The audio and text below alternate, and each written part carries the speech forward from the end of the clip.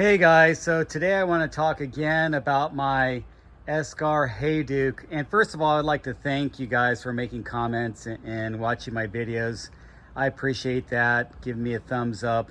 It really helps out and motivates me to make more content. And I'm glad you guys are watching and I appreciate that you like it. So this is my Esker Hayduke now in the 27.5 Plus setup.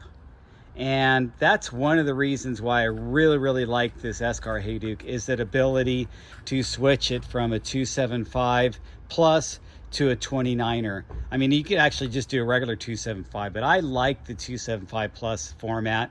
When I bought this frame, the intention was to have two wheel sets, which I already had. And well, I had to build up the 275 plus. I had lots of 29 wheel sets, and to be able to swap them back and forth. So now I've just finally unpackaged these Rocket Rons that I bought last year, the Schwalbe Rocket Ron 275 by 3-inch tire. And it's a lightweight tire and it really balloons up nicely. Some of the 2.8 tires I have to balloon up, but not quite as much, but the Kenda I actually think balloons up a little bit taller. So you have the width that it's gonna spread out to, and then you have the height. And so this one added a little bit to both, and that sits in there really nicely.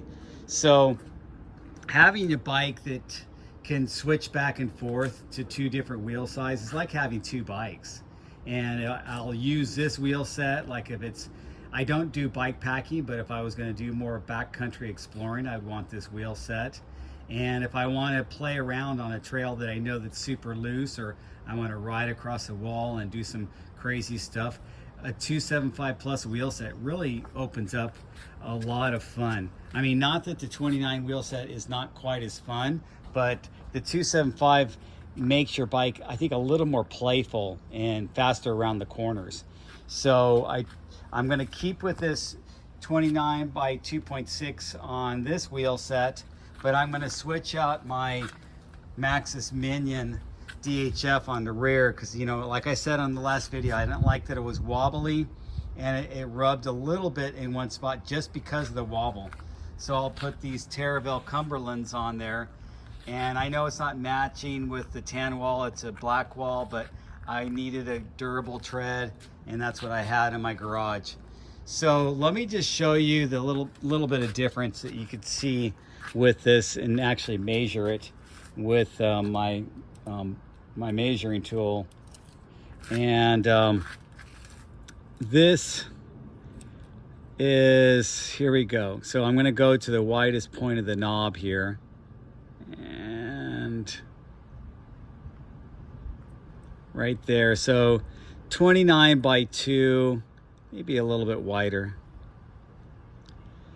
29 by 3.38, so not quite a full 3 inches, but pretty close.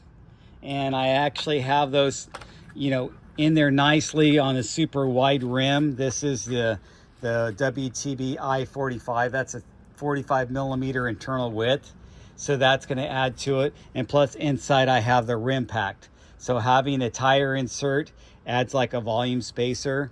And the way I look at it is like this: a 275 plus wheel set almost gives you a small amount of suspension, like 2 to 3 inches of suspension, when you add that extra, you know, flexibility that you get at the contact point. You have that extra cushion right there, and so it helps a hardtail, you know, not quite feel like a full suspension. It's never going to replace the feel of a good full suspension, but it's going to give you that compression and dampening feeling right there at the tire, which is pretty amazing.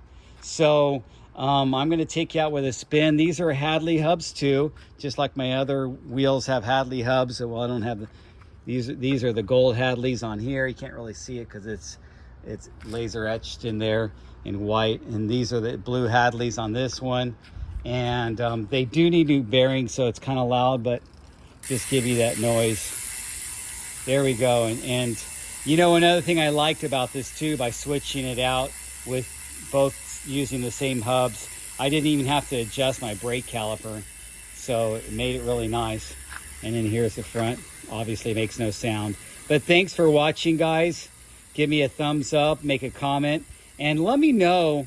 And let me just stop this real quick. Let me know if you guys are using a 275 plus single speed, because that's something I think would be really, really nice, is a 275 plus single speed. And then you could have a rigid single speed that would really feel like a 2 or 3 inch travel cross country bike. It would give you that extra plushness that you have in a short travel cross country mountain bike. So thanks for watching, and I'll talk to you guys soon.